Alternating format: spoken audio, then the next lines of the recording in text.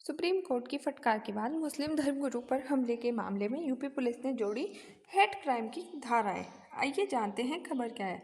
मामला है उत्तर प्रदेश में कुछ स्थानों पर मुस्लिम धर्मगुरुओं जैसे कि इमाम, मौलवी आदि पर हमले की घटनाएं सामने आई और इन मामलों में पहले सामान्य धाराओं में एफआईआर दर्ज की गई थी।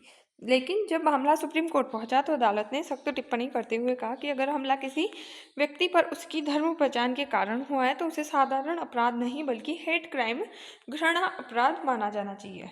साथ ही साथ सुप्रीम कोर्ट की कड़ी टिप्पणियों के बाद उत्तर प्रदेश पुलिस ने 2021 में नोएडा के मुस्लिम धर्मगुरु जिसमें काजिम अहमद शेरवानी पर उनकी धार्मिक पहचान के कारण कथित हमले के मामले में घृणा अपराध यानी कि हेट क्राइम की धाराओं के तहत जांच करने पर सहमति जताई है। ये जानकारी अतिरिक्त सॉलिसिटर जनरल के एम नटराजन के न्यायालय को दी है। सुप्रीम कोर्ट ने क्या कहा, तो धर्म के आधार पर किसी व्यक्ति को निशाना बनाना गंभीर अपराध है। ऐसे मामले में पुलिस को उचित और कड़ी धाराएं लगानी चाहिए।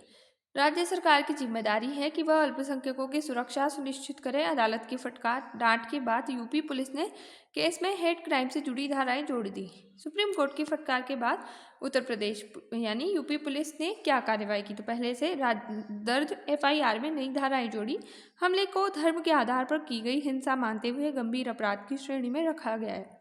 आगे की जांच तेज करने की बात कही गई है। हेट क्राइम क्या होता है? जब किसी व्यक्ति या समूह पर उसकी धर्म, जाति, भाषा या पहचान के कारण हमला किया जाता है तो उसे हेट क्राइम कहा जाता है। संवैधानिक पहलू, आईपीसी की धारा 153A धर्म के आधार पर वैमनस्य और 295 क्लोज से धार्मिक भावनाएं आहत करना। अगर पहचान के कारण हमला हो तो इसे हेट क्राइम माना जा सकता है। सामाजिक प्रभाव, सांप्रदायिक सद्भाव पर असर होगा, अल्पसंख्यकों में असुरक्षा की भावना, समाज में ध्रुवीकरण। उसी के साथ प्रशासनिक सुधार क्या होने चाहिए, तो पुलिस को संवेदनशीलता प्रशिक्षण, फास्ट ट्रैक कोर्ट में सुनवाई करनी चाहिए, पीड़ितों के लिए मुआवजा और सुरक्षा करनी चाहिए, सोशल मीडिया पर अफवाहों पर नियंत्रण होना चाहिए। उसी के बाद सरकार की जिम्मेदारी है कि कानून व्यवस्था बनाए रखना, अल्पसंख्यकों में विश्वास बहाल करना और नफरत फैलाने वाले भाषण यानी कि हेट स्पीच पर सख्ती लगानी होगी।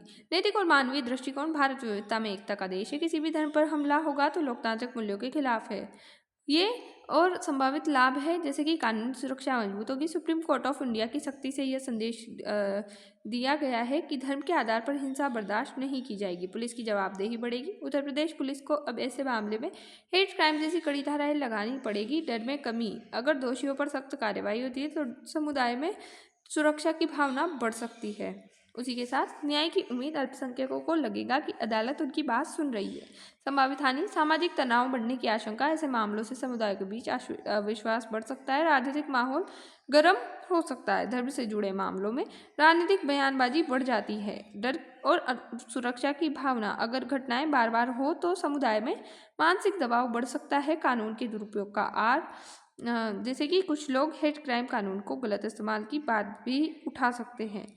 समग्र प्रभाव देखें तो कानूनी स्तर पर मुस्लिम समुदाय को अधिक सुरक्षा और न्याय की उम्मीद है और सामाजिक स्तर पर माहौल संवेदनशील रह सकता है। राजनीतिक स्तर पर बहस और विवाद बढ़ सकते हैं। निष्कर्ष, सुप्रीम कोर्ट की सख्ती के बाद यह स्पष्ट संदेश गया है कि धर्म के आधार पर हिंसा को हल्के में नहीं लिया जाएगा। अब पुलिस को ऐसे मामले में अधिक जिम्मेदारी और संवेदनशीलता से कार्रवाई करनी है। जय हिंद, जय भारत। Thanks for watch.